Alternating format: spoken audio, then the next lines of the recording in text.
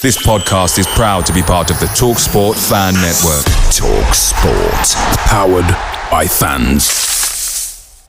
The TalkSport Fan Network is proud to be partnering with Lotto from the National Lottery. You know that Lotto's basically the OG millionaire maker, right? You can get involved and play every Wednesday. Crazy. Imagine you won this Wednesday's jackpot. How wild would that be? Rules and procedures apply. Players must be 18 or over. Yo, UK! At BetMGM, we give our players sports betting entertainment like nobody's business. Football, horse racing, darts, boxing, tennis, golf, NFL, NBA. You name it, we got it. Offers? You know it. Bet £10 and get £40 in free bets. BetMGM, it's showtime. New customers only. Exclusions apply. 18 plus. Please gamble responsibly.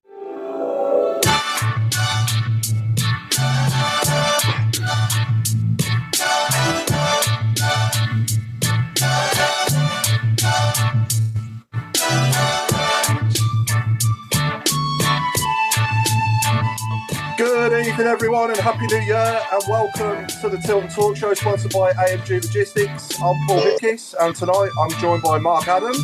Good evening, everybody. Good to be back. Hope everyone had a nice Christmas and New Year. Claire Giblin. Good evening. Craig Courtney. Good evening, everyone, and Happy Blue Nose New Year. The Chairman, Alan Watton.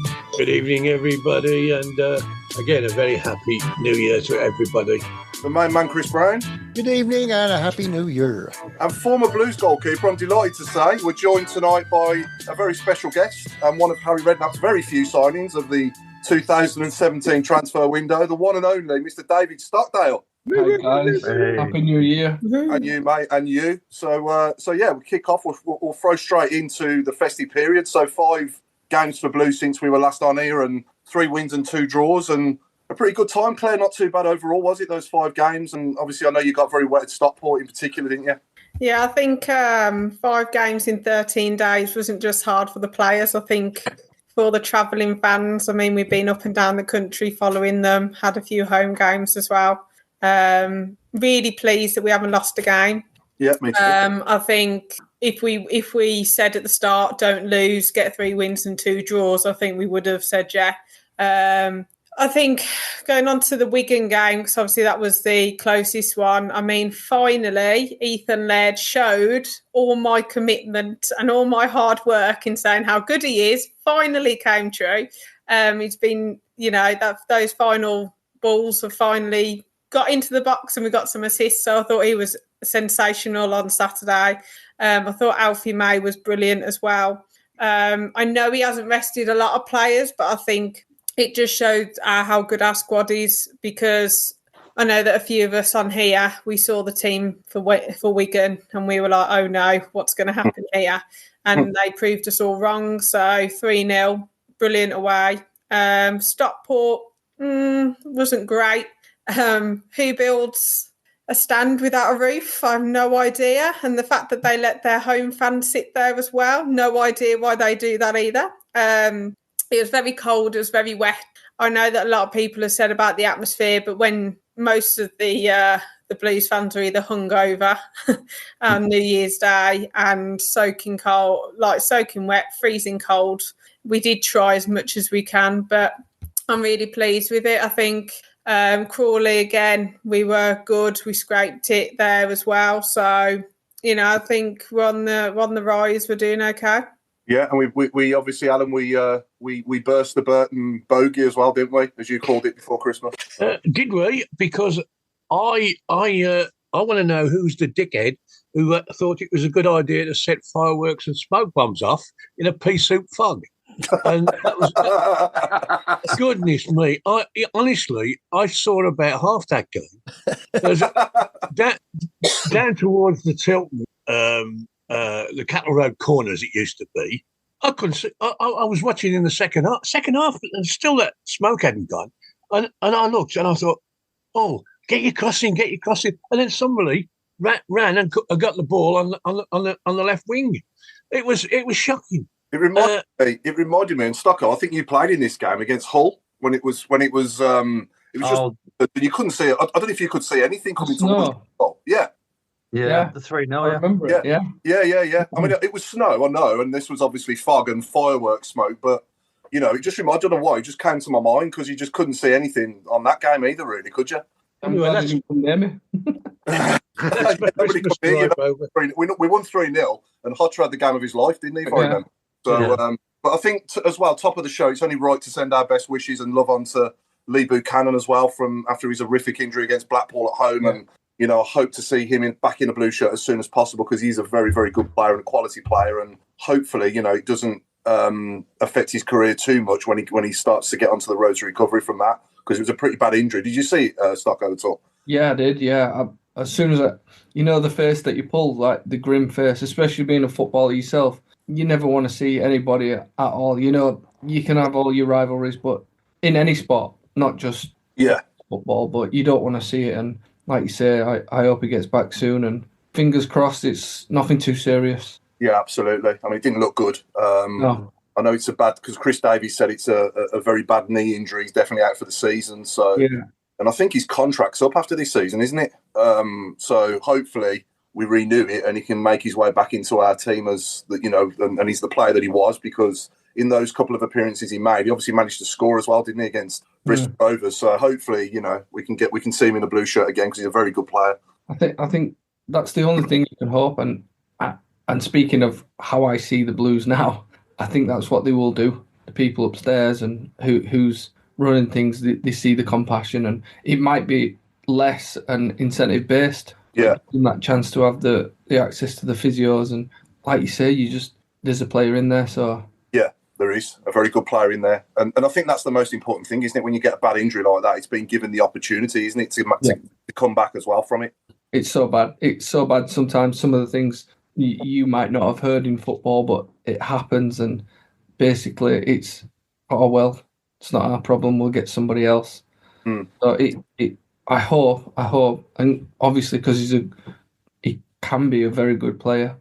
Yeah, that he gets his physio. I still know Hunty that's there now. He'll be with him.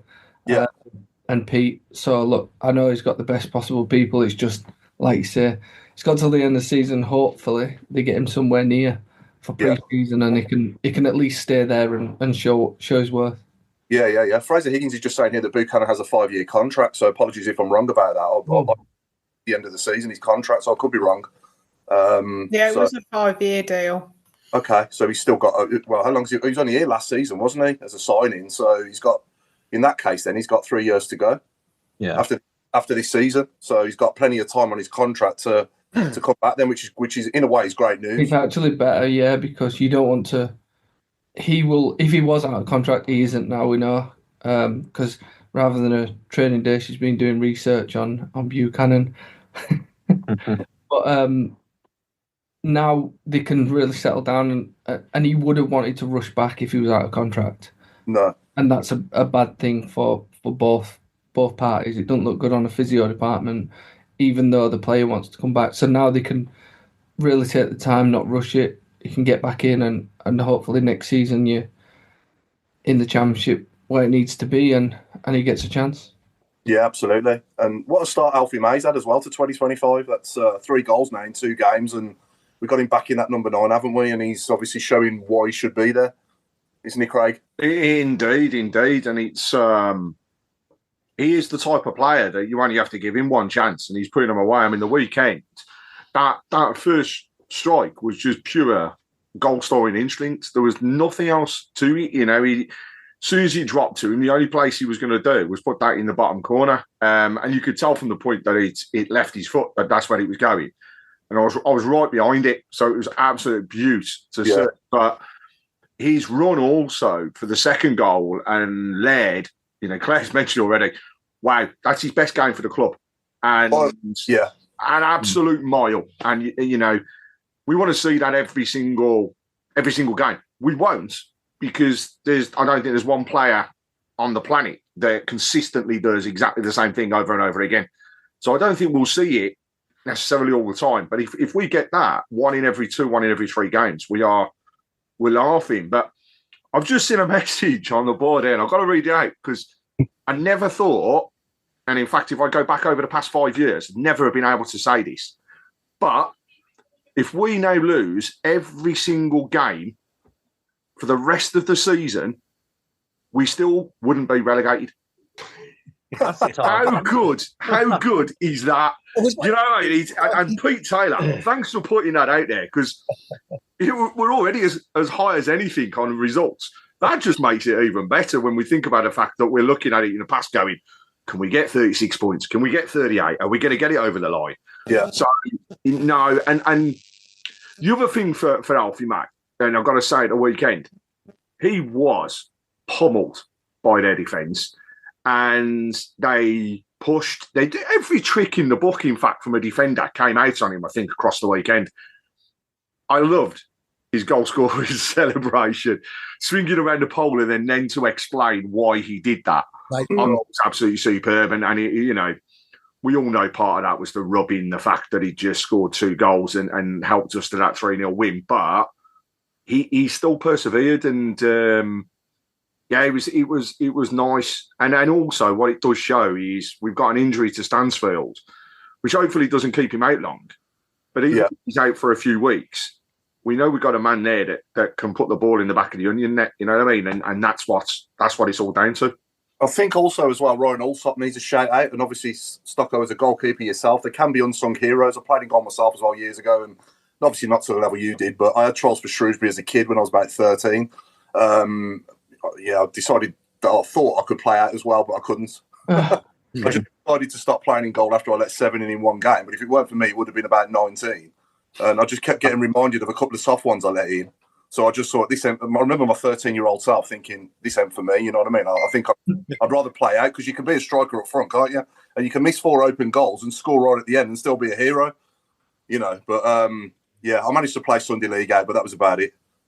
But yeah, I just want to say, like, Ryan Allsop is, you know, getting better and better and better every single game. And we look like a solid unit at the back. And in that first sort of 15, 20 minutes before we scored, you know, they had a couple of chances, you know, didn't they? And that one deflected shot, he managed to save. And, you know, if we go 1-0 down, it could become a very different game, couldn't it, Claire? Yeah, I think as well, like that save against Blackpool. Yeah, was outstanding as well. I mean, their goalkeeper made a worldie down to his left, like you couldn't see it from Hansen. I do think his passing's got better as well. I think he's finding the space and finding a little bit more range with his passing.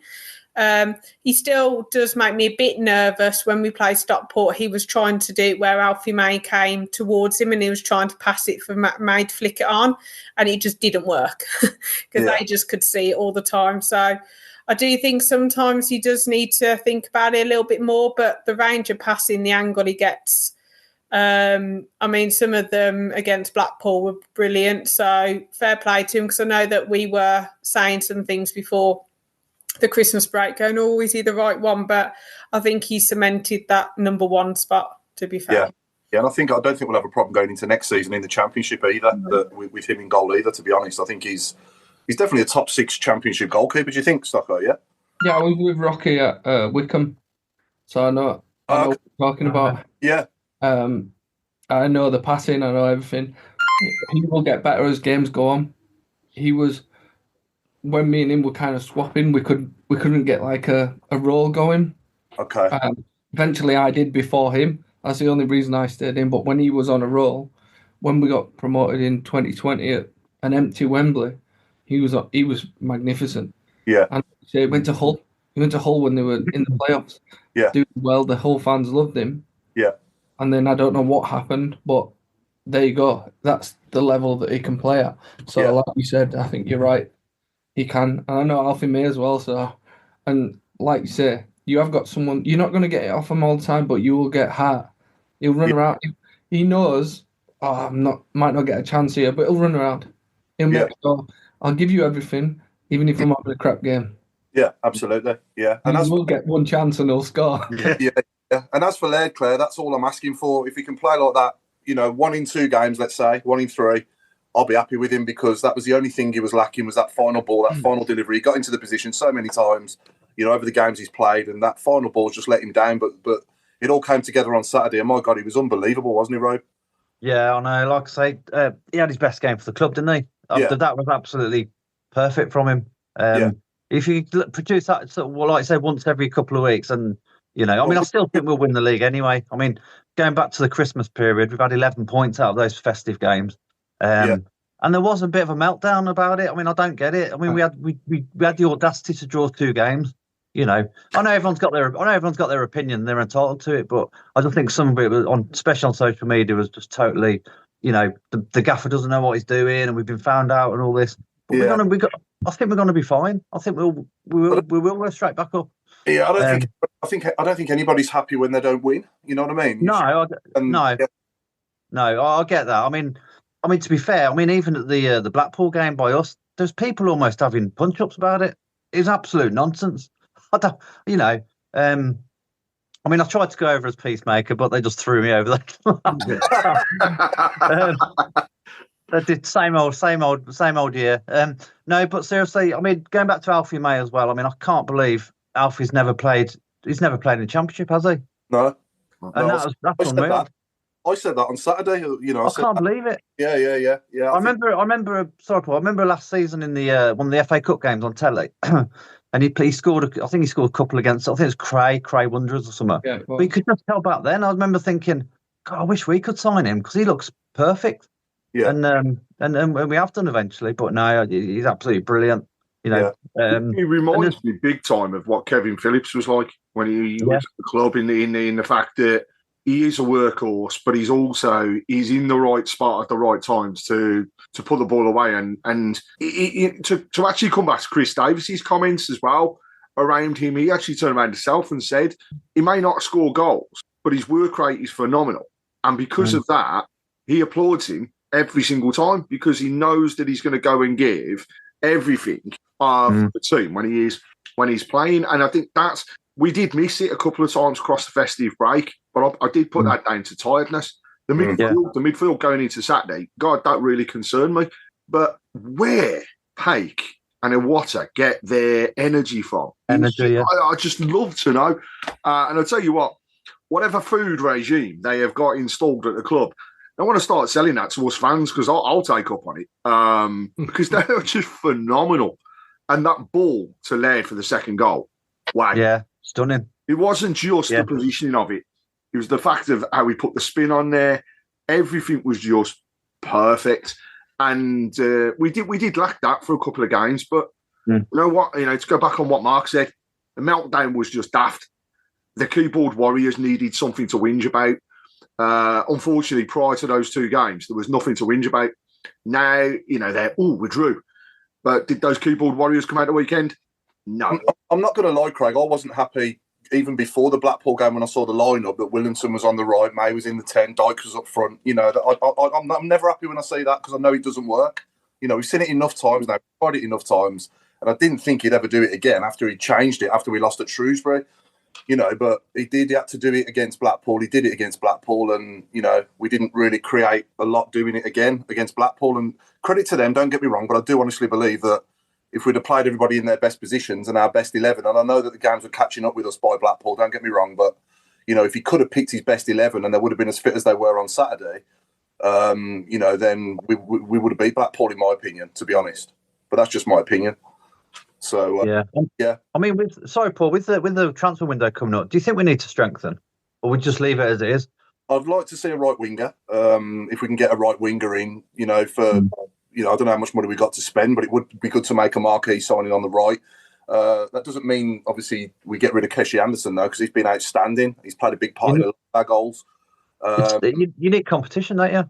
Yeah, you competition for every place. Yeah. And then maybe another. If we are going to send Dykes, if Dykes does go back to QPR, then possibly another striker as well. And even if he doesn't, then another striker wouldn't go amiss either, in my opinion. But apart from that, we're pretty done, aren't we? We're good everywhere. And obviously, sadly, because of Buchanan's injury, we may need another backup left back for Cochrane as well for the rest of this season, and then see where we're at with it, come the summer. I mean, I'll tell you who I would sign, Paul. Go on, Claire. Davis and Gardner Hickman. They would be, to me, if we signed them on permanent and didn't get anyone else in, I wouldn't be that worried. No, I'd be happy with that as well, Claire. Yeah, I just think Davis at the back, I mean, him and Allsop look like twins because of the head injury against Stockport. And he puts his head on the line. You can tell why, Liverpool, why he's played higher level as well, why they wanted him and everyone else. Yeah. And I think, Gardner Hickman, I mean, he played right back, left back, he's played left mid, he's played in the 10, he's played, you name it, he's played it, isn't he?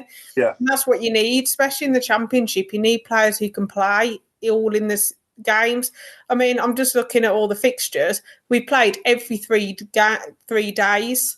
That's a lot. And I think, David, I'm sure you can say, playing every 3 days must be really difficult for the players as well, mustn't it? Especially mentally.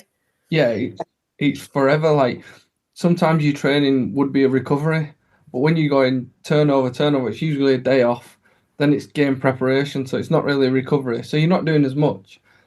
But it's that lads in it. Look, I never ran around, but when you in goal, concentration, the mental capacity, whereas the lads are running 13 kilometres.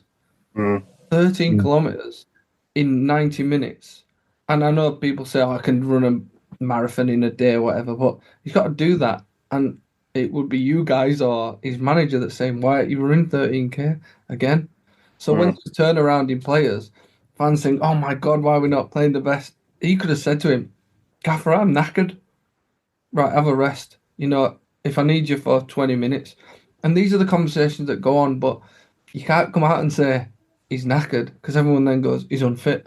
Yeah. But I would not change this for the world, by the way. No. The fixture schedule. When people say, Pep, that we're playing 50 games a season, at Wickham, I played 55 in one season, getting all the way to the final. Yeah. Was I bothered? Not one bit. No, it's it must be great, mustn't it, to play? I mean, I'd rather, surely, it's better to play the games, isn't it, than train, and I guess... Yeah, trust me, it is. I know what it's like. I guess any ex-pro or current footballer would say that as well, wouldn't they? That they'd rather be playing in the games than training, and also you'd rather train less than play more as well. That's what you do. That's what you want to do. That's what you've always wanted to do. You didn't become a footballer to train. No, exactly. That's what I say to people. It's like you won't, like Claire, you won't become a teacher to just study all the time. You want to tell people what you've done. It equates to everything in life. We get paid very well and we enjoy it. It's like a golfer, isn't it? I guess they'd rather be on the course than on the driving range, They want to be in a tournament, don't they? Exactly. Same sort of thing, innit? But you've got to do the training to get on the... Exactly. First place for it. But I think for me as well, the way that we play now, I've never seen us this fit for a long time. Yeah. And we are running, absolutely wearing our opponents out, aren't we? So, most of the weeks, and I think that did catch up with us, didn't it? After the third game and going into the after the second game and then going into the third and fourth game with the travel as well to Crawley as well, and then coming back to play Burton on Boxing Day. It is a lot for them, I guess, isn't it, in that short space of time with the way that we play as well with such high intensity as well. Let's also not forget, we played Crawley on the Monday. And I know it sounds daft, but every other team was out there on the Saturday before. So those extra 2 days across the festive break is enough to rejuvenate the batteries. We didn't get that. Thank you very much, Sky TV. But you know what? I still wouldn't change it. It was almost nice to be game day off, game day off, game day off, because you knew what to expect. But we did see the tiredness. These guys aren't robots. They're not going to constantly go and go and go and go. Everybody needs to have a break, and we finally get to a weekend. I mean, my God, the first thing, Saturday was 3:00. It was great to have a Saturday at 3:00. And then, we've got a week now until the next game. So it's plenty of time to have a rest. And it's FA Cup, so we will see changes. And I think the players will have an opportunity to have a little break themselves. And, God, they deserve it. And no doubt Chrissy Davies will be doing that. He'll keep them on top. He'll keep them on their prime as such, but he'll give them the break that I think they all deserve. Yeah, definitely. But no, I mean, I was there myself on Saturday at Wigan as well, and it was a good away day, and went with my dad and my daughter as well. My daughter's second ever away game. First one was Rotherham last season. And yeah, I think the people up there were very welcoming. It was my first time going to Wigan as well. I've not been to Wigan before, so yeah, it was a really good day all round. It's always good going away when you win anyway. How scary though that we made up a third of the attendance. I know. Yeah. I mean, that's what you and Paul. yeah, that was yeah. I mean, we discounted Claire this week. I was still there, right at the front. You were. We still heard you. I think the thing is though, that goes to show the difference as well, and the gulf in those divisions. Yeah. When we played Wigan in the Championship, yes, the gate wasn't massively higher, but I'd still say there was an additional 3,000, maybe 4,000 on top of what was there. But then to see the attendance of 13,500 and knowing that 4.5 of that was Birmingham, it shows actually the dire times that some clubs are going through, and Wigan are having a particularly tough time. We've been. I was going to say, Craig, we've been there, haven't we? We've been there. We know what it's like. Yeah, your ground's too big for you. How many times did we have that said to us over the years? Yeah, having barriers at the front and different advertising hoardings on the front. God knows how many rows. We've been there with that one as well. Yeah. Now we're getting. Where were you when you were Eartha Kitt? Yeah. So it's great to hear that is. But Claire, I felt a bit like Alan Partridge when I saw you. I was like, and he goes, Dan. I was like, Claire. It was just a long drive and I was cold again. This is what happens. Do you mean? So. People excuse a long drive. Right, Craig, when you've done Crawley and Stockport as well. There is that. I'll give you that. I mean, how many miles have you done, Claire? I couldn't even remember we had Stockport, which was in the same year. I was like, oh yeah, first away game on a Saturday, but yeah, it was good. But what are you talking, Claire? 3.5, probably just shy of 400 miles across the festive break. Yeah, I mean Crawley, because obviously we had to start later, so I didn't get back home till about 1 or 2 in the morning. That was fun. And then Stockport was just cold and wet. And then Wigan was just cold. So, but do you know what? I wouldn't have it any other way. And I loved my Christmas period, just going football. So, yeah. And Rode, was you there? Was you there, Rode? On Saturday? Yeah. No, I was getting my ear sorted. I've had an ear. You only got 2. How do you sort 2 ears? Sorry. So you've only got 2. How do you sort 2 ears? Hey. Sorry. Don't say it now. No, I was having my ears. I've had a bad infection the last couple of weeks. So Saturday afternoon, I was having it microsuction. So yeah, I can actually hear for the first time in a couple of weeks. Is it better? Is it better now? Sorry, I can't say anything. Yeah, it's fine. It's a lot better. So, yeah. Somebody said you were good looking during them 2 weeks. I don't know if you heard. Hey? And Alan, I know you was up in Manchester, weren't you? I sat with the Wigan fans, and boy, was it cold. There was nine seats between me and the next bloke. Blimey. I said, mate, oi! Yeah, it was. I used to work in Manchester, and I saw some things and sights that reminded me, as I did in Birmingham while I stayed there over the Christmas period. But Wigan, I used to be a big Wigan Warriors fan and used to go all the time, and seeing some of the things. I mean, seeing the old ground being turned into a Asda, that almost broke my heart. But yes, I mean, I've been to Wigan a fair number of times, both rugby and football, and Saturday was. I must admit, after 15 minutes, I thought, what on earth are we coming into here? But once we put our foot on the ball and started to play, it was wonderful. I was, I echo everything about Laird. He that's how he started this season, and he hasn't done it for 3 or 4 months. But Saturday, outstanding. And I thought Clara was breathtaking. It was like the 2 centre backs. It was like Moore and Jolt. They were sensational. Left back again. They're just if you mark it, that they've all got 9 pluses, you know, and I'd give Laird the 10. Yeah. Just to pick him out. It was so good, and to hear the people around me. Of course, the first 15 minutes they're going at it like mad, and then they slowly got quieter and quieter and quieter. And the second half came along, and they're moaning, "Oh, he's not very good, and he's not very good, and what's he doing? Why is he coming on? Why is he going off? Blah blah blah blah." And it was wonderful. I really enjoyed myself. Great place to. I mean, I like the town. I could go and live there, you know. But it's a lovely place to be, and there's good places to go to, and that was great. Not very keen on the football supporters in Wigan. The rugby fans aren't, and so I'm not really. And to hear them, they go, "Oh yeah, we're Birmingham, we're battering you," and then, oh dear. And then you read their remarks afterwards, and you know they want the manager sacked, and they want this bloke got rid of, and blah blah blah blah. But 3:15, they were Real Madrid, and by 5:15, they were dead and buried. Yeah, it was just wonderful. Yeah, and I tell you, the other game I enjoyed actually was Crawley, obviously being local to me, and I'm dreading thinking, oh, we don't want that surprise to be anywhere but here.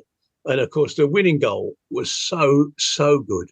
I mean, we could complain, you know, we should have scored more, this, that, and the other. Yes, but we didn't. We got the winning goal, top class goal, well made, and it won us the game. And at the end of the day, well done, Clory. You had a good game. You know, you only had 2 days rest off for your next game, and you got hammered 4-1. We didn't. We won ours.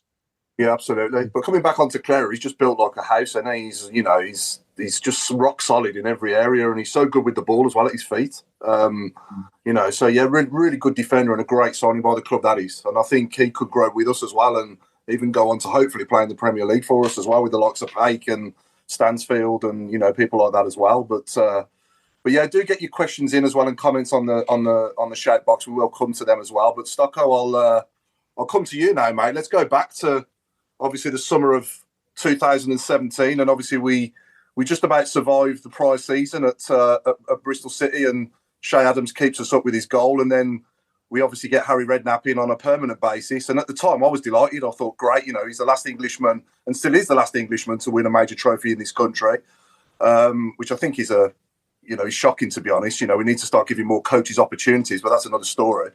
But yeah, how did it come about, mate? Because you've just been promoted with Brighton, hadn't you? And I know you played against us in Zola's first game, didn't you, for Brighton as well, when we Zola first in. So how did it all come about? And am I right in saying as well you was in team of the season as well for the championship as well for that season?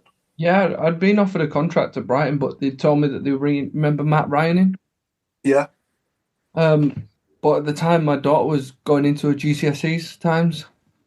So, and Birmingham offered me 3 years, Brighton 1.5 with incentives and things like that. And it was like, what do you do? And at that time, look, hindsight's a great thing, isn't it? But it was the right thing to do at that time. And that I said it all the way through. That was my only decision. And I seen Chris Hughton about 3 weeks after, and he was like, Stocks. But I sat down with all the Brighton lot, explained my decision, and we had a cup of tea. And then I was going on holiday, and then Harry said, "Come on, I need you to sign now," because I'm going on holiday. So I had to fly back. But the only flight I could get was to East Midlands. So I ended up at East Midlands, and I had to get a driver. So, do you know what? I don't regret things. I just learn from them. And I'm glad it happened, because going a bit south here, I went into a dark place during them times, but I never spoke about it. And now I can, because it's kind of like a learning process of telling others. And as soon as fans knew, like I was alluding to the comment, he got loads of money off us and did nothing, I wasn't allowed to do anything. Whether or not I was crap, good, like we just spoke about various players not being very good. My first year at Brighton wasn't great. I came second in the Player of the Year both times. Not saying it would have happened, but talking about it now is, I'm so glad the club's been bought. It was the best thing that could ever. I know you guys knew that, But when you're coming into it, not knowing full background, and then going into it and going, oh dear. Yeah. It wasn't anything else, but I've never said it, but it wasn't anything else but them, the feeling around the place. It was negative. Not the players so much, because it was a really good group of players. Really good. And you've seen the lads go off and do different things and go play well. Yeah. So it's not that. I think it's just when your managers are in and out. Yeah. I mean, yeah, here's my take on it, right? I was so happy with Harry Redknapp coming in at the time. And I mean, you can probably film, well, you can. I mean, Harry Redknapp, was he on the training ground every day, or was he? Yeah. He was, yeah. He was there every day. Kevin Bond, and although he didn't do as much of the coaching as probably what he used to do, he was vocal. So he would tell you what he wanted. He wouldn't be in the drills as such, if you know what I mean, like that kind of coach, a young coach. But you'd listen because he was Harry Redknapp.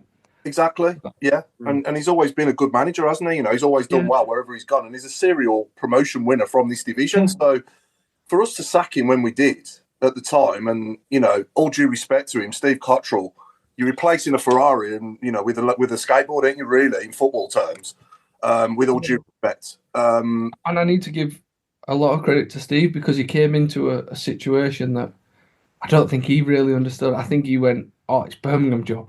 Yeah. You wouldn't. No. And then he kind of seen the lay of the land. But he was actually really nice. Like, never had a problem with him. And it felt like we were going to start doing something. And I think, I always say, I don't know this, but I think the pressures from above became too much for each of them. Harry, I think, was like, listen, if you're going to be like that, I don't need to do this. Like, I'm at the end, you know. And then Steve was eventually like, well, I'm going to end up going here. And you, like, I remember reading some things, and it said about the lads don't want to play for him. No, we was gutted that we was getting manager sacked. So we don't want to do this bad. It just felt like everything was negative because the fans were obviously outraged with what's going above. It felt like you weren't there. You were there.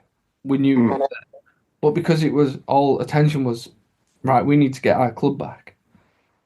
It kind of was like, right, we just need and now I hear you singing like you do, and the fans, I've seen it, like the limbs on when you were at Wigan. Yeah. It's like, that's what you sometimes need when you're in a bad place. Yeah, 100%. So was you in a bad place when you signed for us, or the season after when? Oh, it was when everything happened. Sorry. Yeah, Harry came in and obviously bought Lee Camp in, and that around that time. Yeah, it was kind of before that. I was still playing that season when Gary Monk came in, but you know when you get that feeling where I don't think they're gonna. And I went off on holiday, and it was Rob Green actually texted me and says, "Are you leaving?" And I said, "No. Why?" And he was like, "Because I've just been asked to go to Birmingham." So I rang the manager, and he said, "Oh, when you come back from holiday, come in and see me." And so Rob Green told me I weren't playing for Birmingham. Yeah, because at the time for me, I think, you know, Lee Camp, he did well for us, Lee Camp did, but it felt for me as an outsider looking in and as a fan, and I don't know if everyone else here agrees with me, but it felt to me like Monk was kind of forced to make that decision for financial reasons, maybe. I don't know. I think so. Because he could only, you know, because we obviously, that was the season we had the 9-point deduction, wasn't it? And it was the season everything just went, you know, Pete Tong, didn't it? Hang on a minute. My son's playing about with me here. Bill, thanks for that, mate. Brilliant. You should have seen his face. He went, sorry. Well, that was like my Birmingham career, wasn't it? Like yourself. Any better, could he, with the subject we were on? I'll tell you what, he just went dark place. Yep, there you go. Oh, no, you wasn't.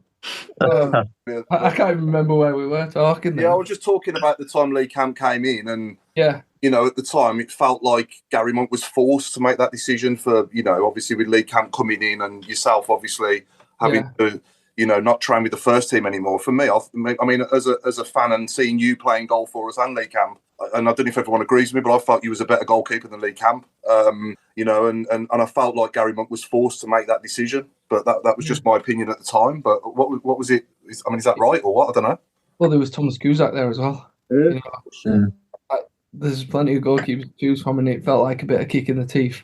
And look, I got on great with Lee as well. So it's not about I'm better than him. That's not our job. Our job is to turn up and train and do the best you can. Yeah. But it felt like, and I'll tell you that what the chairman said, I went out on loan to Wickham. Yeah. First time. I got 2 man of the matches in 3 games. And the chairman rang Gareth Ainsworth and said, I'm calling him back. He said, it doesn't look good when I'm doing well out on loan. And these are the things that people don't know. But now I'm getting old and things, it's things that I feel like it's fair to say people should hear. Yeah. Because and people who met me knew that I wasn't a bad person. I wouldn't be one that goes, I don't give a toss, and do what you want. And then I went on loan to Coventry. The lads called me Wonga. It was a short-term loan specialist. It was quite funny. But I was going places and people, Mark Robbins rang me and said, Stocks, I know you're doing short-term loans. Come to Coventry. I went there, won 3, and then eventually went back out. And then the funny thing was, it was about finances. Then Leeds came in for me. Yeah. And they was going to pay half my wages. And then if they went up that year, they would buy me.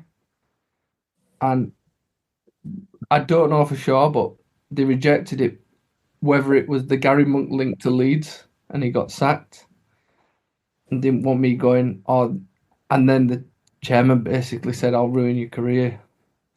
So that was... He actually said that to you? Words. Yeah, that was the words. Well, you know Colin Tatham? Yeah. Well, I was good mates with Colin. Like, we got on really well, and he said, I've been told to look through all your social media, see if we can find something. And he was like, no way. It's you, I know you. It's like, you're not going to be that stupid. I was like, you can look through all you want, but you'd be wasting your time. I said, does he not know the rules that if it was before I joined Birmingham, you couldn't find me anyway? But anyway, they were finding things to get us on, and it was all sorts. Like the security guard at the time, he had a ledger that what time we arrived at the training ground, what time we left, if we were late. So we had to be in for 7:30 because the under-18s were there. So we had to be there. So things like that people don't see. And not once did I miss that the whole way through, because that's what I was paid to do. I got told to do that. Eventually, I took the club to a PFA tribunal, and I said I agree that the manager decides who plays, but I don't think it's fair on me or the under-18s. And we said about the other lads, imagine if there's a 17-year-old or 16-year-old, a Jude Bellingham, training with the 18s, and I come out and clean him out. Is that fair on a 16-year-old boy that an adult like me is training, and it detriments if ever I needed to come back into the team? And it got all the way to the 3rd, to literally, we got a date with the FA and the EFL, and that was the date that, unbelievably, I came back into the squad. Under Pep Clotet. Weird, that. Might just be coincidence, but... So you've gone from, obviously, and I do get why you was in a dark place, mate, because you've gone from, obviously, goalkeeper of the Championship, goalkeeper of the season in the Championship for Brighton, promotion winning, and then, the lure of Harry Redknapp and the size of our club as well. You know, and that was such an exciting window, wasn't it? Everyone as a fan. Yeah. We signed, obviously, Brentford's 3 best players. Yeah. Got Hotter. I mean, Hotter was a really exciting signing as well at the time, our record signing as well at the time. And we got so many good players in. And I couldn't wait to get down there and start watching you all play. But, little did we know what was going on behind the scenes. We knew we was being run by a lunatic, don't get me wrong. But we didn't know to that degree. Do you know what I mean? It's like... Yeah, and like you say, now that he's sold the club, and I would never be like that if he was still... I wouldn't have probably told that if he was still in charge of the club, because it's not right to add fuel to the fire. But now he's left and everyone's said the goodbyes. And it's like when... I brought my family down in the box that was next to the chairman's lounge. Funny how it happened. Yeah. The Leeds game. Was it the 5-4? Oh, yeah. 5-4. That was over Christmas, wasn't it? Yeah. Yeah, so obviously everyone came down to watch, and the chairman came in. Obviously, I told my family, look, you in the Birmingham end. Everybody knew it was my box, so they started celebrating. And to be fair, the fans in front gave it back and I was holding my hands up when Birmingham scored. Anyway, at the end, obviously, the Leeds nicked it, and I was like this. And to be fair, my family didn't really celebrate because it was last minute. They knew what was. The chairman came into our box, shook everyone's hand, and went like that to me. Really? And that's the game. Did you hear That's about it when ridiculous. he smashed up his box? Remember that?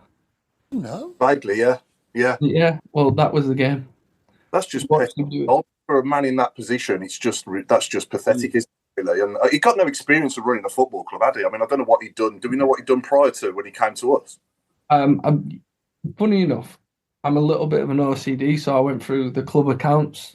I went through his history, and he was in Dubai doing something, obviously in China, running I think he was in Spain running like a third tier team or coaching academy. I went through the accounts and him loaning money to buy a car from the club. And this is what I did in there. When I spoke to him, I said, look, you think we're all stupid? I've just been through this. I like this stuff, and look what I found. So we got into another argument. God. But it became a thing where I weren't going to let him ruin me when he's ruining something else. Yeah. Yeah. And that was 2.5 years in. And I went in to see the lads at the time, and it was Dukey, and I said, look, I need to go and play, lads. I'm going to have to be a bit of a div. And it's nothing against you guys. And do you know what they said to me? It's about time. This was the players in our school. Said they can't believe you've lasted that long. Yeah. But the thing is, I used to go in the change room and say good luck to the lads before every game, and what people don't see. I didn't need to be a div in the end. It was a lot more just bravado. Let me go then in the middle of the canteen to the chairman. He's like, come to my office. I said, no, we'll do it now. So then everybody can hear what you say. He actually, what happened was he needed a win. So I think Wickham offered 800 quid a week towards my wages. And he said, no, I want 1,500. Otherwise, you're not going and you'll just sit there. So I paid out my wages. So I deferred the rest of it out of my wages. And then I went to Wickham and we got to the playoff final. And he made me sign a waiver. So after, severance pay? Yeah. So he made me waiver that to be able to be involved in the final. So wow. Yeah, so I gave away a lot of money to be involved in that final. And what Wickham said to us was, don't worry, we'll win it and you'll get it back. I didn't know, but that's the feeling how Wickham was. Yeah. Back when we win. And I signed it straight away. But the point was, that's how they leveraged it. Like, we won't let you sign on for them if you don't. The club saved money, that's fine. No worries, I've got no problem with that. But just the way they did it, it was like the last stab in the back, and it was like fine. Okay. To be honest, Dave, did a lot of the players have to bite the tongue when they were around him, or did you see anyone sort of let rip on him? Not really. Like, everyone bit. It's the CEO at the end of the day. The guy, you never wanted to be disrespectful, and I don't think I was disrespectful to the point where everyone goes, "Oh my god!"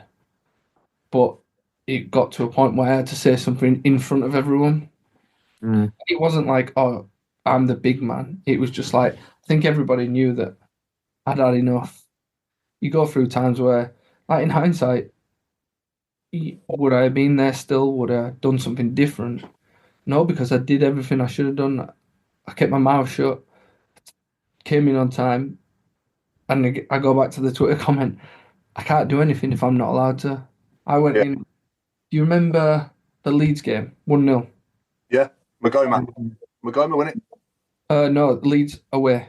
Oh, away. Sorry. 1-0. Phillips scored. The TalkSport Fan Network is proud to be partnering with Lotto from the National Lottery. What would you do if you won £1 million this Wednesday? I mean, would you roll up to the game this weekend in a brand new ride, picking up your mates like some VIP chauffeur, or better yet, scrap the car altogether and book out the entire first-class train carriage for you and all your mates? I'm talking champagne flowing, your own private waiter, the whole squad living it up on the way to the match. Now that's an entrance. You never know, you may be the next millionaire. Lotto's all about those once-in-a-lifetime moments. Rules and procedures apply. Players must be 18 or over.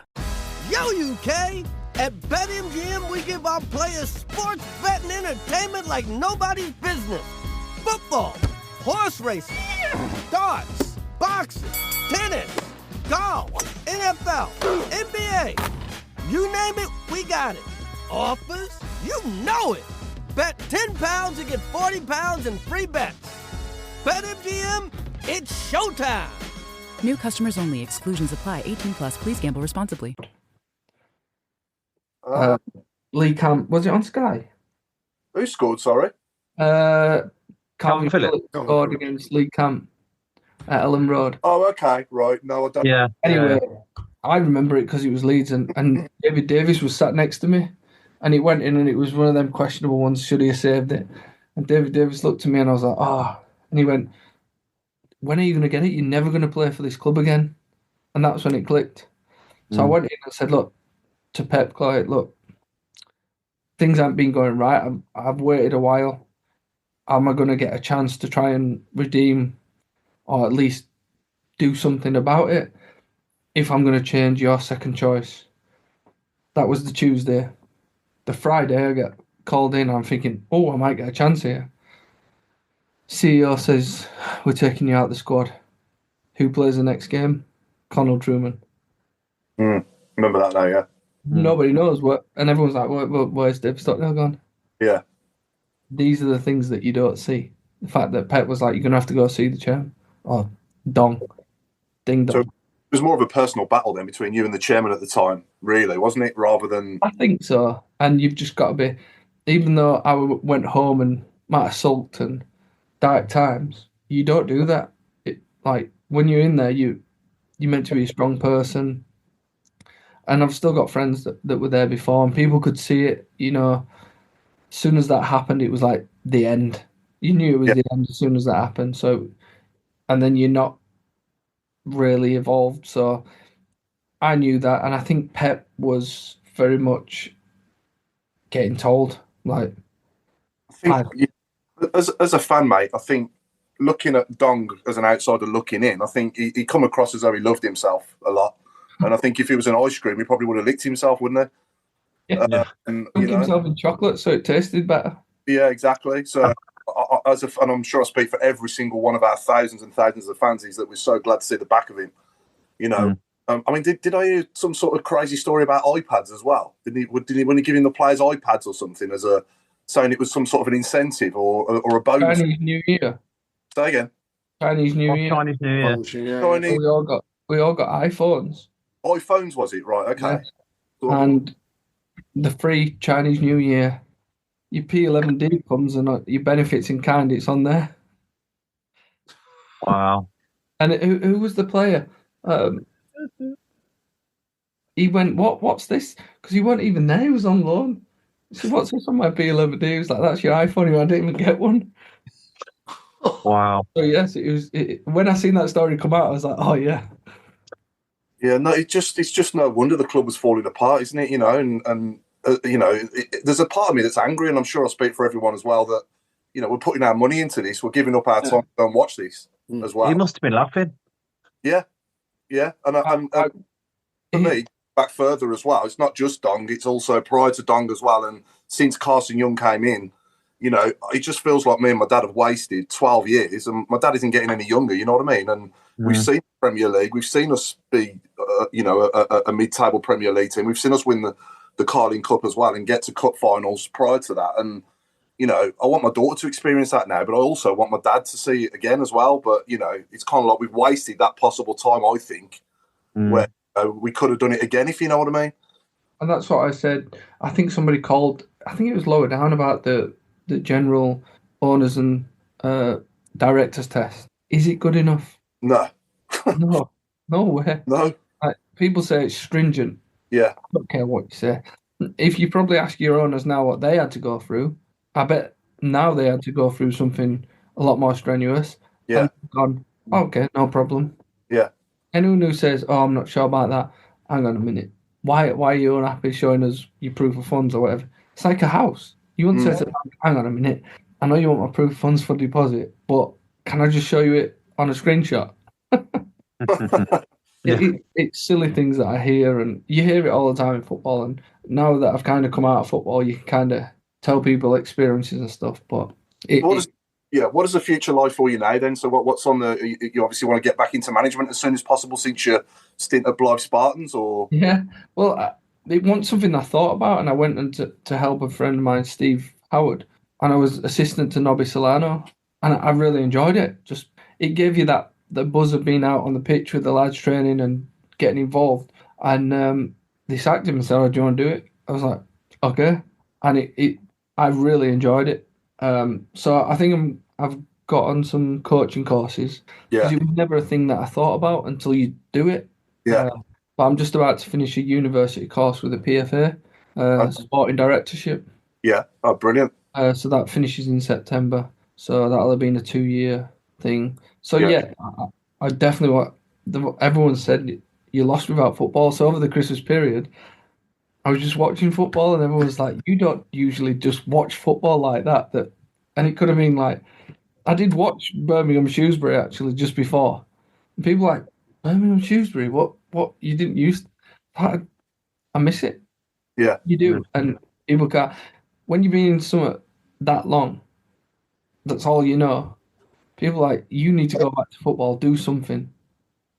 Yeah, because I'm right in saying you been in a couple of England squads as well, haven't you, over the years?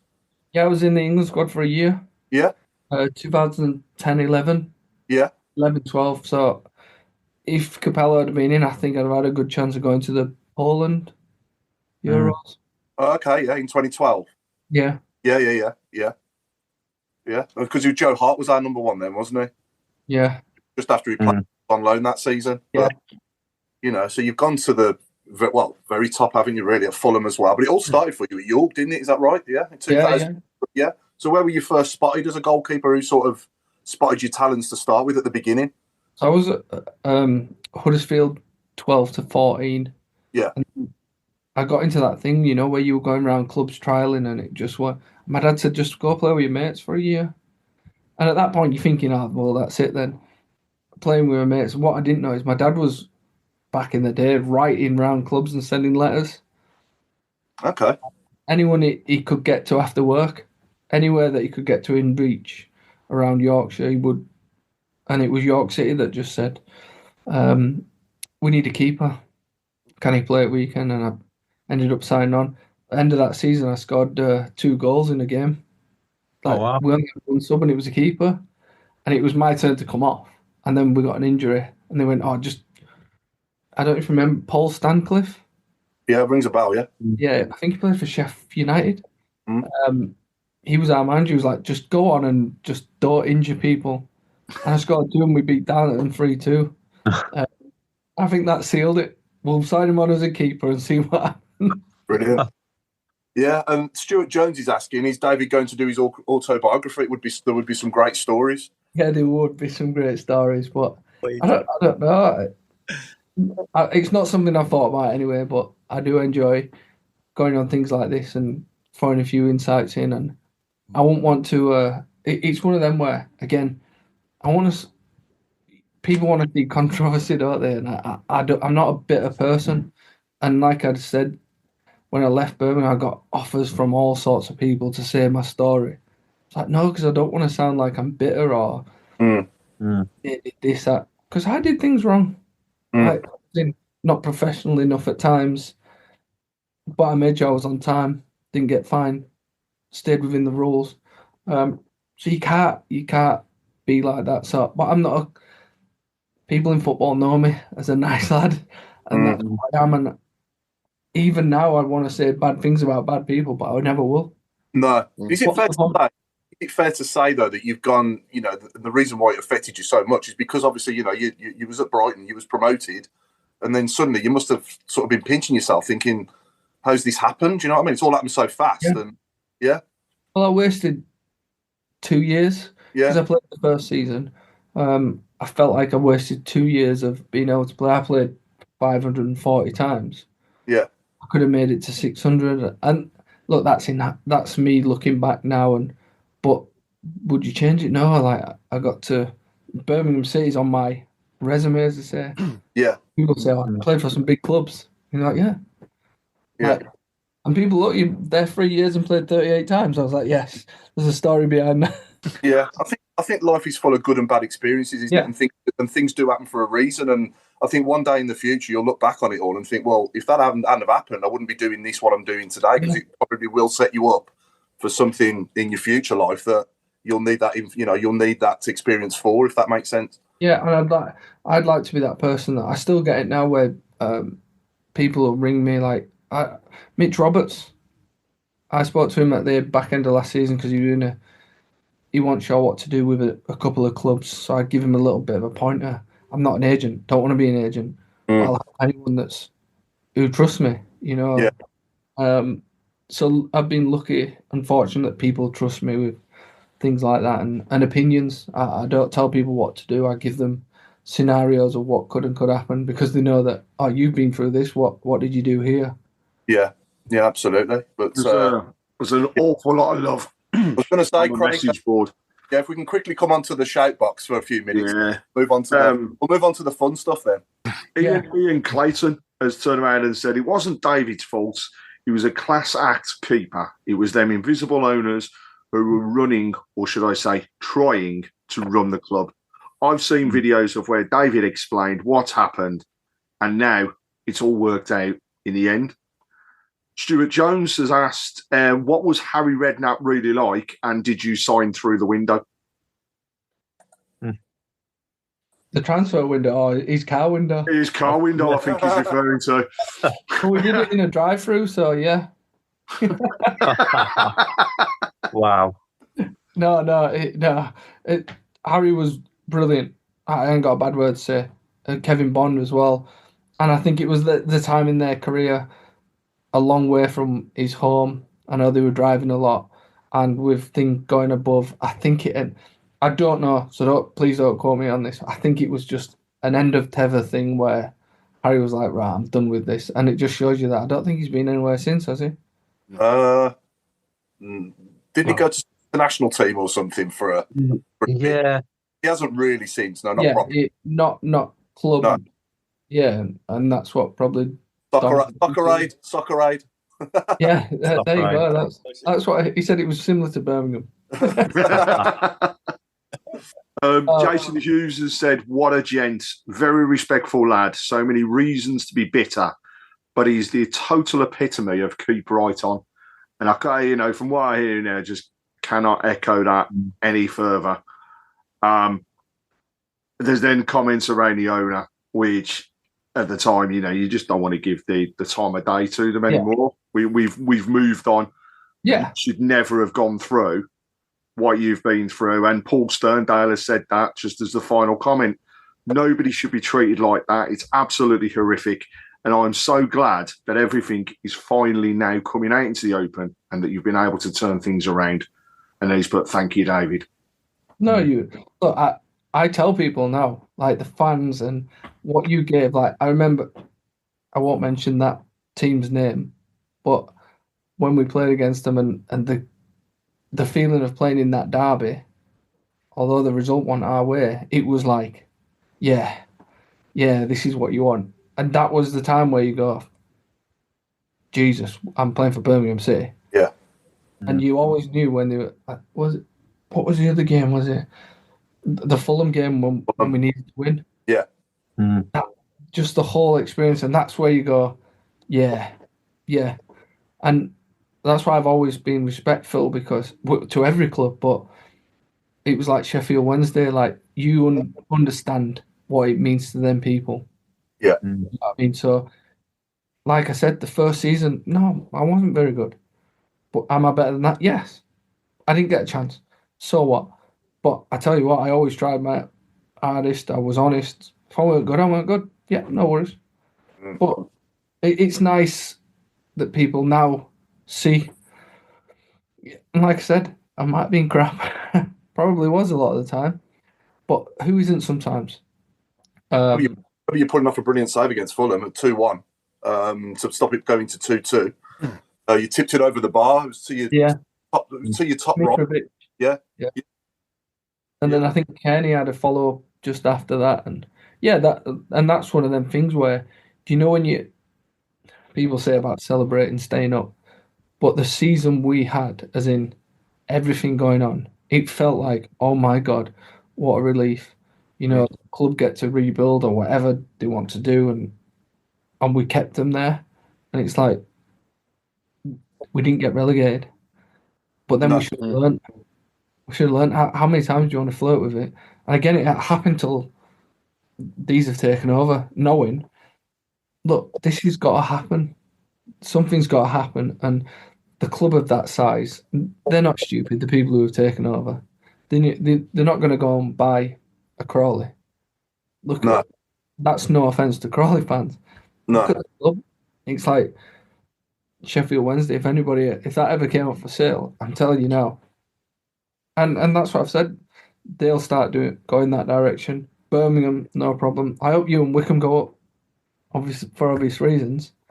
But it's like that. It's like you need them clubs. When they say about Leeds going up, I say, yeah, but if you're not good enough, you can always get relegated. Look what happened. Look what happened to Southampton. Yeah, I understand the old fashioned of the Leeds v Man U, the Birmingham Villa. That's where the club belongs. And you see it, Sheffield Wednesday. As soon as you get any away team that takes 5.5, 7.5 away, no problem. That's what you want.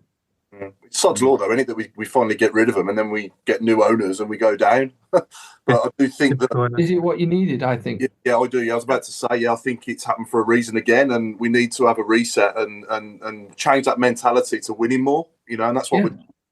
And like I was going to say this, but I didn't want to butt into you. Like Claire was saying, would we have taken the points? And everyone's angry because you're not winning. Yeah. Look at this atmosphere now that I've just explained.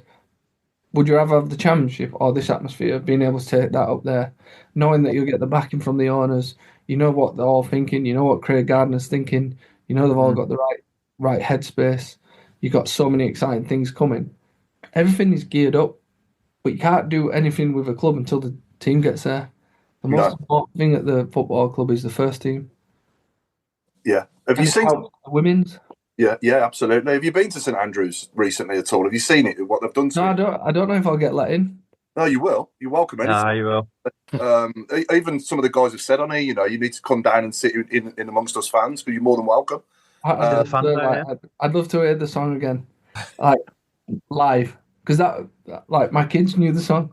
They'll hear it on a thing and they'll know that it's Birmingham. Yeah.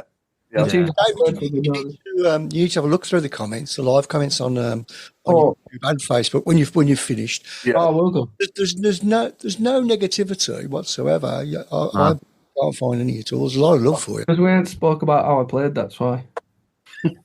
But no, it's... For me, we can move forward now, and it's all geared up, as you say, for a bright future. But what they've done to St Andrews in the last sort of 18 months is phenomenal. It really is. It's like a different place together.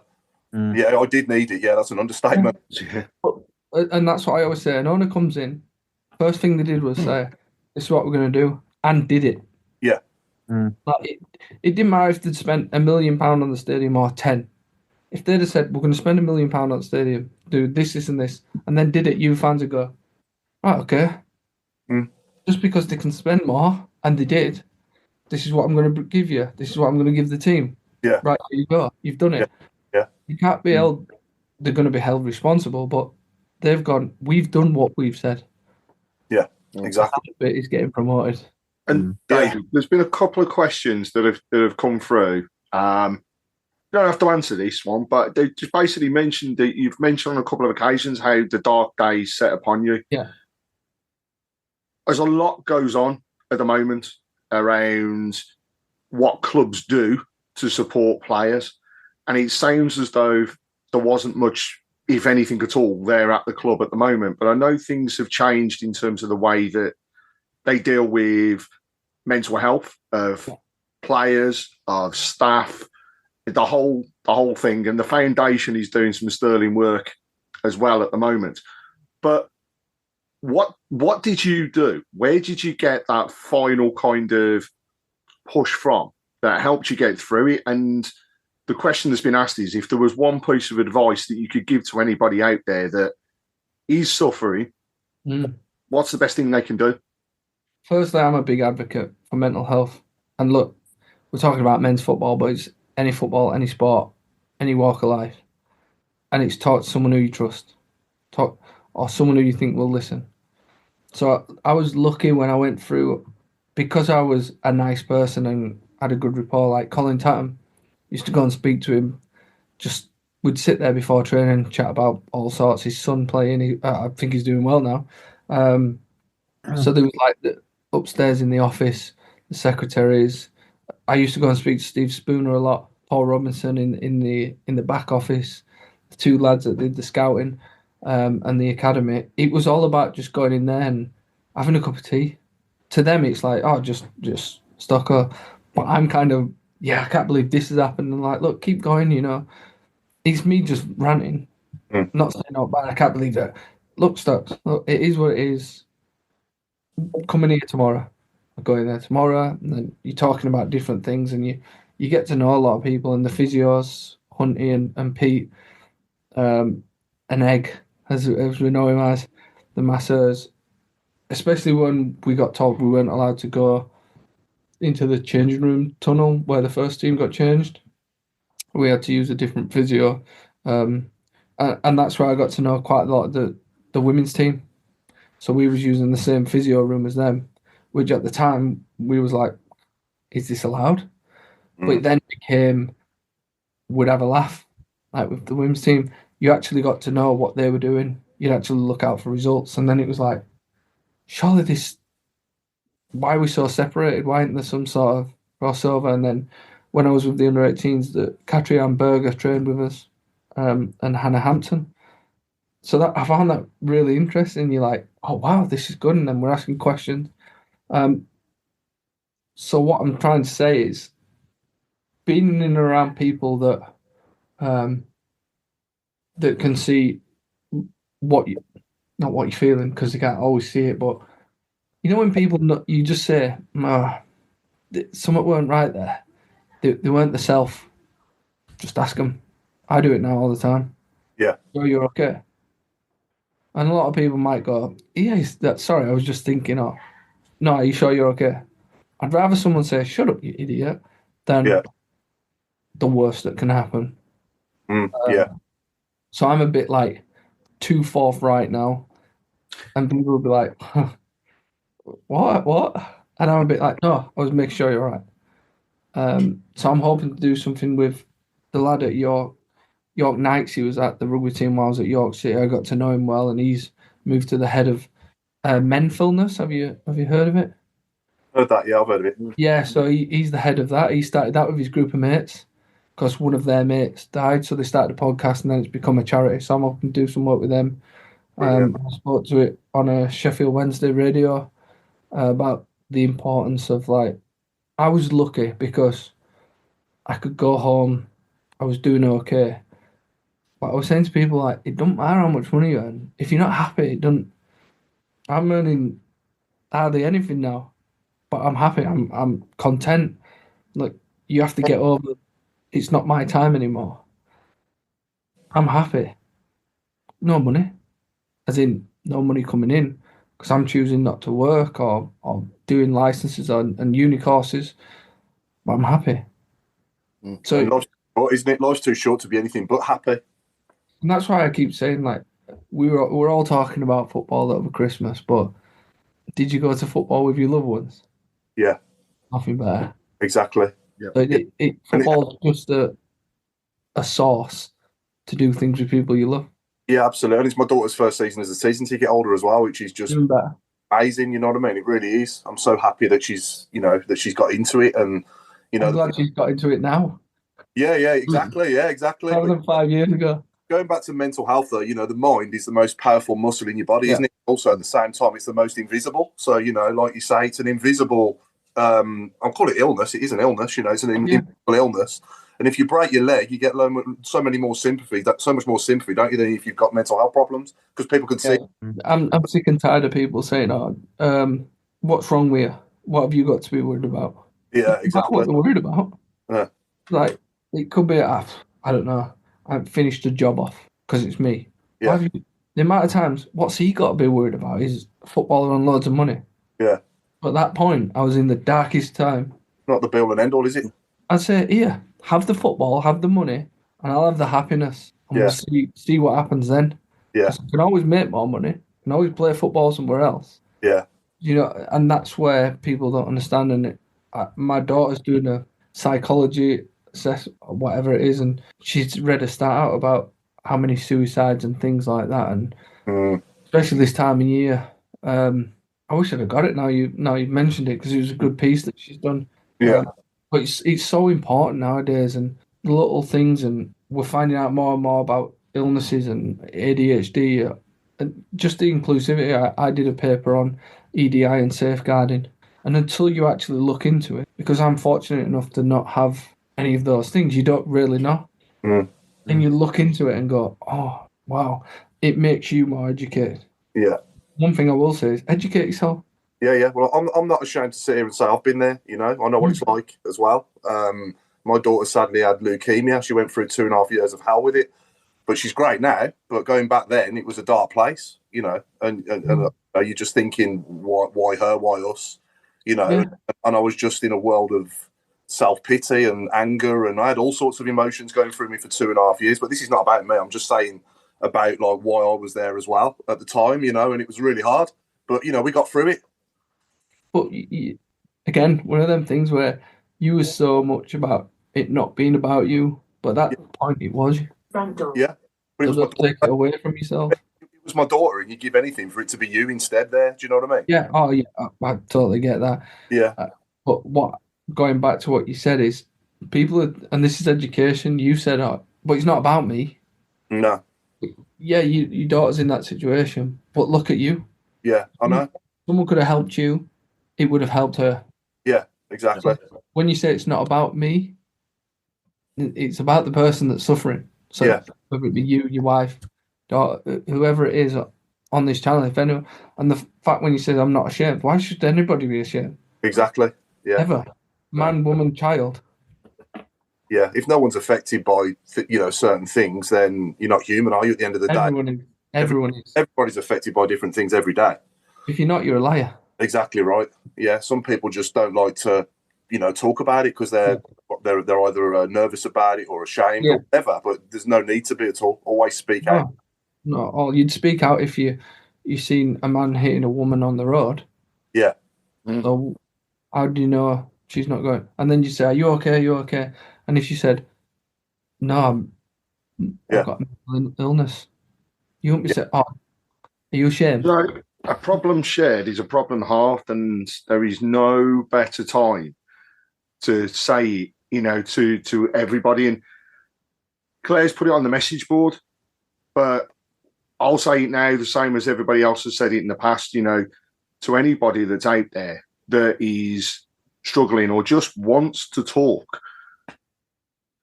give us a shout, speak to absolutely anybody. Speak to a stranger at the train station or at the bus stop, just somebody you're walking past, because that can be the difference between people, unfortunately doing things that they never wanted to do, or just having 5-minute chat can stop them and sway them away from that. And the club have got a fantastic setup, and a lot of work is going into the foundation, part of which is supporting people through different times, and they're again there to support and listen where needed.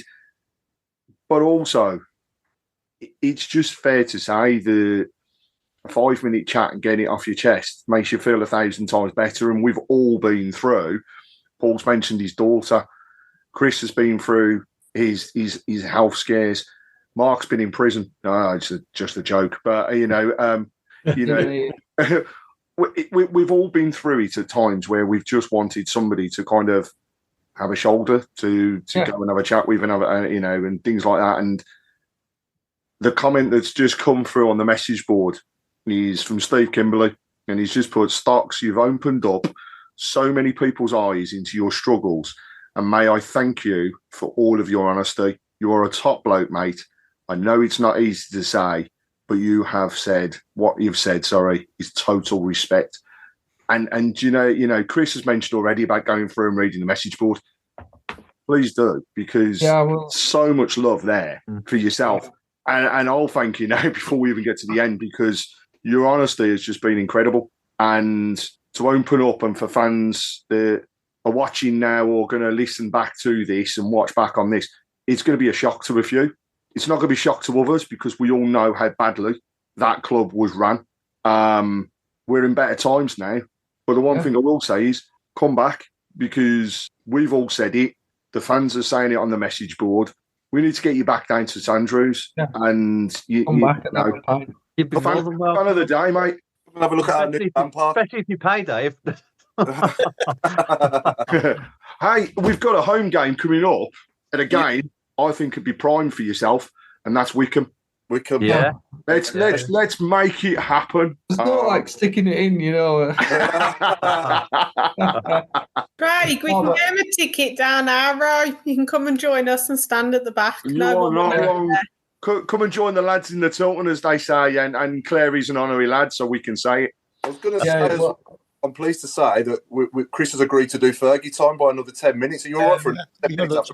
You're all right till 10 past 8? I'm all right. I'm always all right. I'm too laid back not to. That's what my father-in-law says. Well, I want to follow that up now with the fun bit. So what we've done is we've recorded a player that was in the squad and signed around in the same window as you. We've got a player talking, and we call it "who." You know when we make a sub at the Blues, we all go "who." Paul. No, sorry, I haven't got it. You ain't got it. One job. You've only got one job. Who was it anyway, Chris? Hang on. I'll do it. It didn't upload for some reason. Okay. I've got the Barnet too. Oh, go on then. Do the Barnet then instead. We've got players' hairdos that you played with as well. We want you to tell us what they are. From Birmingham, obviously. Yeah. Yeah. I think these are easy. Craig or Claire, can you just share your screen can you show Stocko your phone on the screen? Let me get it up. Also to our viewers. I don't know if you can... And there it is, that's as good as it gets on this stage. Nissan Townstar EV strikes again. It's an unstoppable van, unstoppable. Just fantastic. You can actually see the Pro Pilot technology in action. Effortless parallel parking. It moves with all the confidence that comes with a 5-year warranty. And with a bench full of all-star van experts, there's real strength in depth here. That's all-star quality. Search Nissan Townstar EV and visit your local all-star van centre to see for yourself. Terms and conditions apply. 5 years or 100,000 miles, whichever comes first. ProPilot is an advanced driver assist technology. Driver's responsibility to stay alert, drive safely, and control vehicle at all times. Can you make that out there? First one. Oh. Who's on the left? I'm torn, I thought these were easy. I want to say Jonathan Grounds when he had the haircut. No. Not Jonathan Grounds. Dukey. No. I can see why you said Dukey. Couldn't you just give me an afro or something? Thinned it down a little bit. Harley Dean. Yes. Well done. On the left, and who's on the right? I think they're struggling. Oh. Yeah, you've proper snookered them with this one. Yeah. No. Amis Unsu. Say again? Unsu? No. He was bold. He had a hair transplant. No, I'm thinking about him at Middlesbrough. He must have been upside down with his beard. Is Michael Woods right with number 2, Chris? I'll let you go. Hang on. So just as a clue, Stocko played with this player. So he didn't. It's not like Michael Johnson or Emil Hesketh. So this Stocko played with this player, and he was a winger, and he was on loan. at that season that you played. A winger on loan. Yeah, and he was pretty good. You're testing me now. If I say the next clue, it'll just give it away. I think loads of people will get it if I say my next. I think you might have to, Paul. Scored a worldie at Sheffield United. What, that I played in? I'm sure you was playing in it. We Yes. won 1-0. We We won won the goal. We won 1-0, didn't we? Yeah. Still don't know. Right foot shot, cut in, top left-hand corner. Michael Woods has definitely, I think, got it. Yeah. Oh, It's not Jeremy Beeler, no. Oh, Pete Taylor's got it. Pete Taylor's got it. Didn't he miss a penalty at Fulham? I think he did, yeah. Oh, Yeah. yeah. So it's Jeremy Boga. Oh my God, yes. Went on to play for Veneza or Yeah. Yeah. He was a tidy little player, wasn't he? Sassuolo.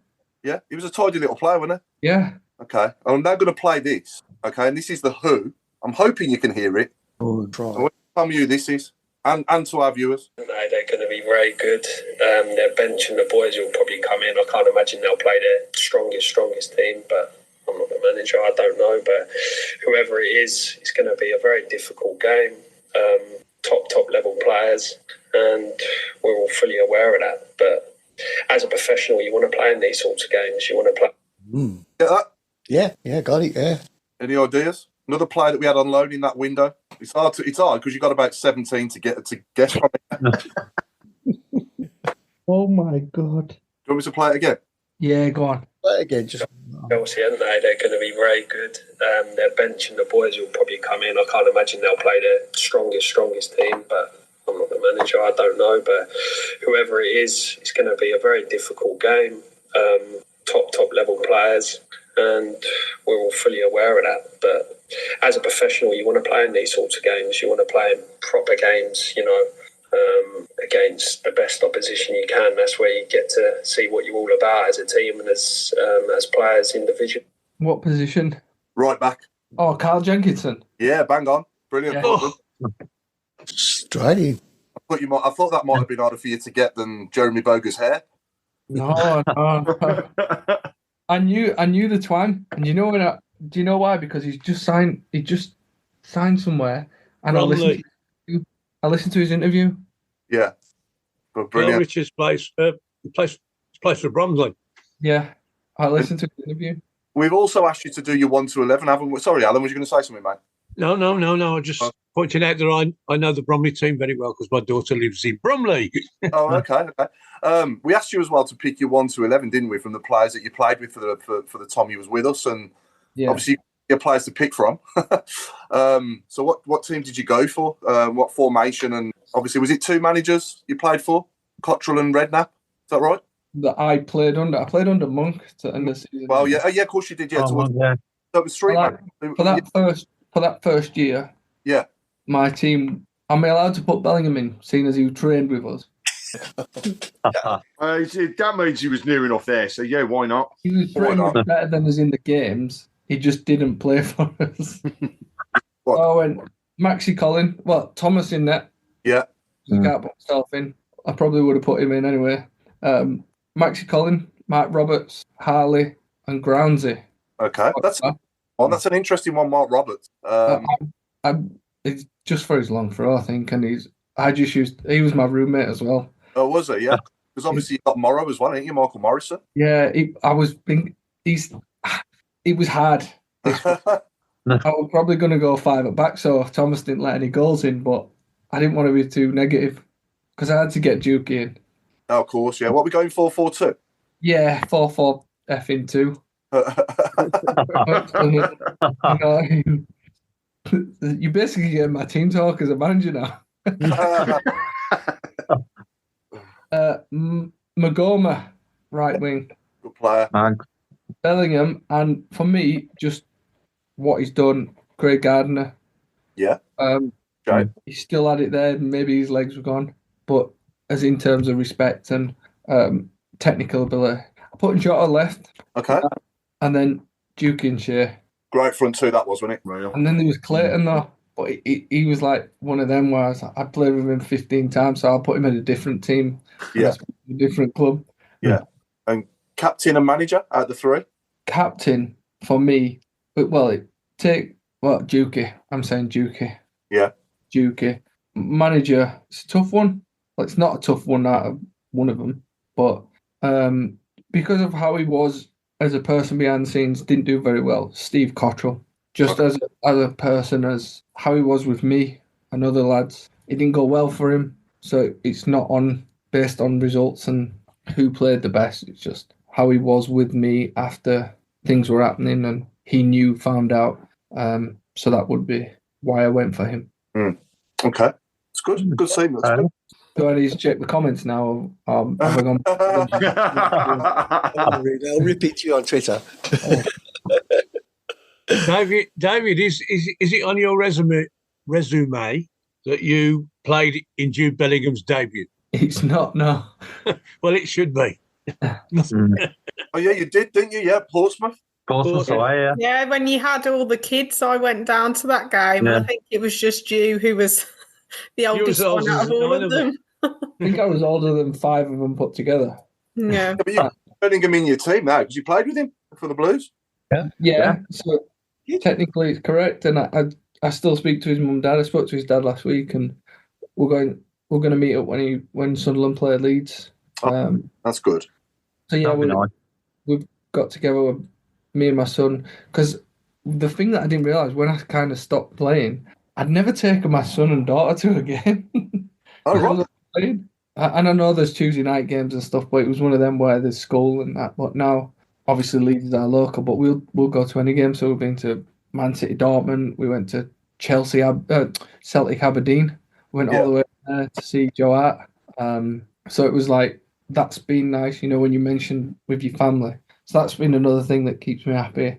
Going down to Leeds and I know the lads at Leeds, so it's been really interesting. Like you say, Brighton invited me back. Now I've stopped playing, and you guys have invited me back. Wickham wanted to know if I wanted to go to one of their games. That's the nice thing now. If people knew that you were a nice person, and that I said I always wanted to be known as if I weren't known as a good keeper, at least I was a good fella. Played enough games, but as long as that's what people in football see now. When you ring in, you was a good keeper. You wouldn't have got to the level you did in the game if you weren't a good keeper. You wouldn't have been in England squads, would you? Or do you know what I mean? I've got the mental capacity of saying you should have done better, but that's where you try and lead younger players into what you did wrong, and that's how you should look at it. People shouldn't rest on the laurels and go, like I said, I wasted 2 years. I could have played more. Could have done, but I didn't. So when people are talking about people going out on loan, young players getting, that's where they need somebody. Like, this is why loans managers are about. Somebody who's done that. I know you're going to go and stay in a hotel. I know you're going to be away from home. But look at what it can do to your career, and you'll look back on it. You'll make friends. I've made friends from so many, I think 17 clubs I've played for. Most of them loans. But the people that I've met, and I spoke to Mark Robbins the other day, just having a chat, Nigel Pearson, both loan managers. That you remember, and they know that you're good. And when you pick up the phone to somebody, you can talk to them. Yeah, that's good. Good. Claire, shall we do quick fire questions? Have we got time? Yeah, we're going until 10 past, so we've got a few more minutes. 5 minutes. Got to get predictions as well, don't forget. What was your worst game as a Blues player? I know which game was my one watching you, which was Brentford away. And you lost 5-0. Yeah. And you tried to always play it out from the back because Cottrell wanted it, and then it didn't work. And then Cottrell walked off and didn't acknowledge anyone. I'll tell you exactly what goal you're talking about as well. Yeah. I went out and my foot slipped, and before I could pick the ball up, it bounced on my foot, went to them, and then Matt Roberts tried to head it off. He saved the first one, couldn't save the second. I remember it all. You haven't got it on canvas, have you? Yeah, it's Matt Roberts doing it. What's the best save you've ever made? Ever? Yeah. I'm gonna have to say probably the Sheffield Wednesday double save for Brighton. I know they'll hate me saying it, the Sheffield Wednesday fans, but that in that season at that time, the context of going down to 10 men and we came back to win, so that probably made a better technical save, but yeah. I just messaged Juki just to tell him that you put him in his 1-11 and made him captain. He said, "No way, that's quality. Nice surprise." Yeah, He made his night. I always like it's one of them things where me and Juki text once a year, but it's for about half an hour, just catching up. What's the funniest thing you've ever experienced on a football pitch? The funniest thing, Yeah, probably me playing in goal. Funniest thing. I might have to come back to you on that one because there'll have been something where I go, oh my god. I've had a fair few shouts like when I got called Barney the dinosaur because I wore purple top and I wore a pink and they called me a toy. Let's just say that was quite funny. Things like that, I loved it. Like people used to hate me, but like me, if you know what I mean. Away fans because I could give it, take it. They won. I don't. It's one of them where you shake hands with the fans and pantomime, isn't it?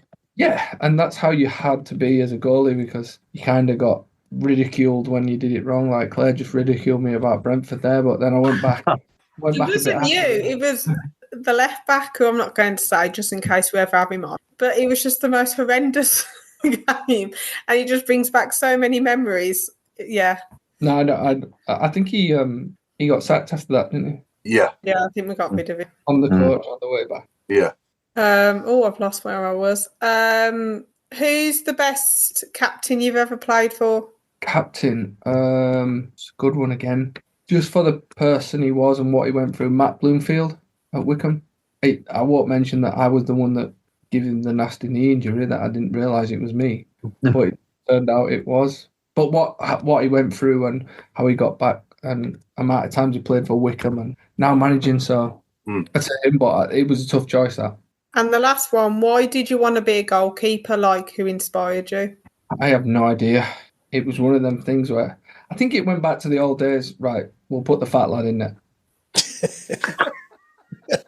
People say tallest. I just say I want that. I don't know. It was like I think it was one of them. Goalkeeper chooses you. You have to be a special kind of person, and it's well known, and it is so true. And even now, people go. I was with Tim Quill and Adam Bogdan the other day, and someone came up to us like, "Not standing with you idiots." It was just it's like we're not idiots, but it's like few beers, we're having fun. You know what I mean? Yeah. Karaoke night and all that. So it's like I think it chooses you, and I was all right out, but give yourself the best chance, don't you? My son's quite good, but I won't let him go anywhere near them goals. Right, well, quickly predictions then for Saturday. Lincoln at home, isn't it, in the FA Cup? I'll start us off with 2-0 Blues. Robe? I think we'll go through 2-1. Okay. Alan, you coming up? I'm not, because getting there by I've got to pay double the fee, and I've got to get there twice as early, etc., and I'm going to take a break. I must come to Exeter. That's a couple of weeks later, so I'm saving me dough for that, to be honest. Okay. But I think we'll 3-0. 3-0. Craig? I'm going to go with a 2-0 as well. I think hard fought, both very changed sides. But yeah, 2-0 Blues. Claire? 3-0. Nice. Chris? I'm going to go for a 4-0. Nice again. What do you reckon, Stocko?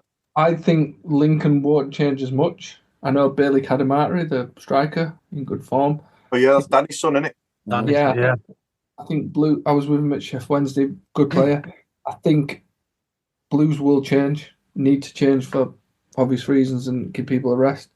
He should have enough, so I'm going to say 2-1 as well.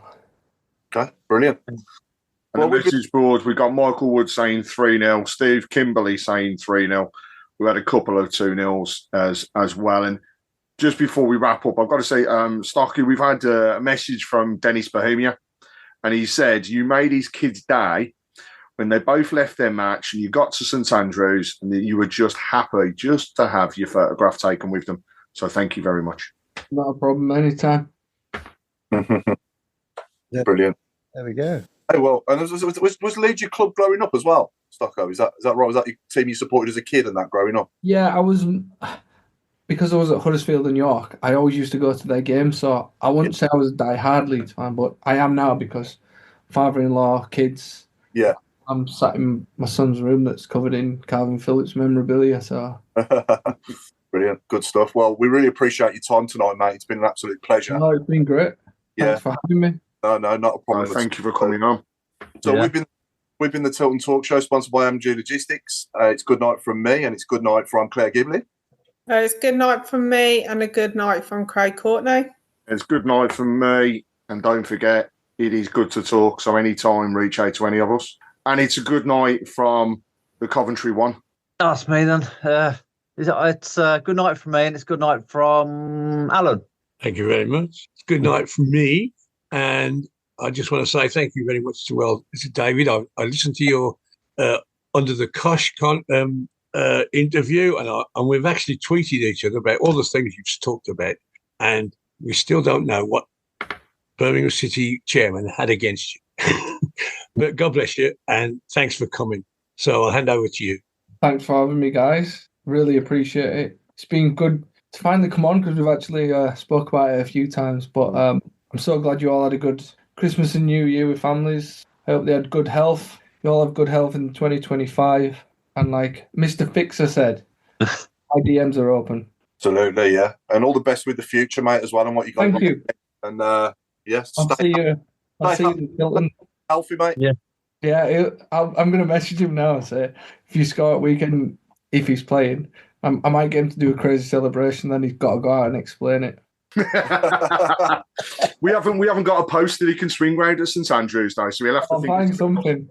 Get him to do that for Tilton Talk Show. Tilton Talk celebration, yeah. That's fun.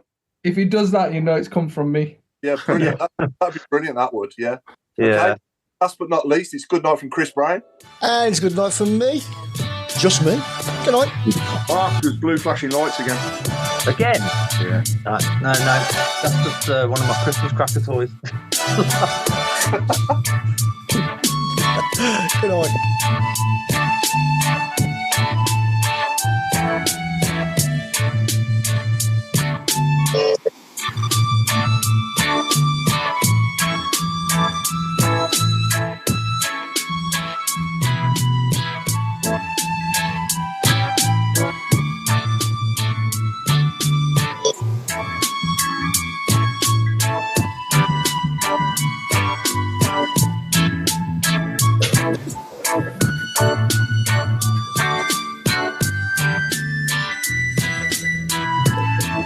The TalkSport Fan Network is proud to be partnering with Lotto from the National Lottery. Make this Wednesday one to remember. You've got to be in it to win it. Lotto is the original millionaire maker, where you could become the next millionaire. Rules and procedures apply. Players must be 18 or over. Yo, UK! At BetMGM, we give our players sports betting entertainment like nobody's business.